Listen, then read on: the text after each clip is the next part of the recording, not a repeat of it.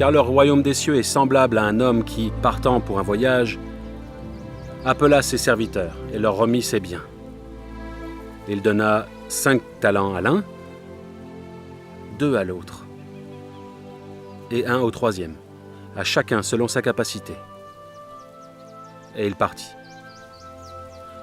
Aussitôt, celui qui avait reçu les 5 talents s'en alla et les fit valoir, et il gagna 5 autres talents. De même, celui qui avait reçu les 2 talents en gagna 2 autres. Celui qui n'en avait reçu qu'un alla faire un creux dans la terre et cacha l'argent de son maître. Longtemps après, le maître de ses serviteurs revint et leur fit rendre compte. Celui qui avait reçu les 5 talents s'approcha en apportant 5 autres talents et dit « Seigneur, tu m'as remis 5 talents, voici j'en ai gagné 5 autres. »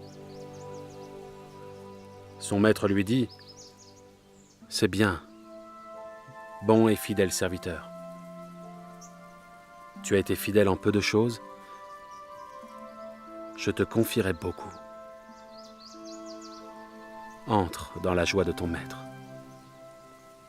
Celui qui avait reçu les 2 talents s'approcha aussi, et il dit « Seigneur, tu m'as remis 2 talents, voici j'en ai gagné 2 autres. » Son maître lui dit « C'est bien, bon et fidèle serviteur.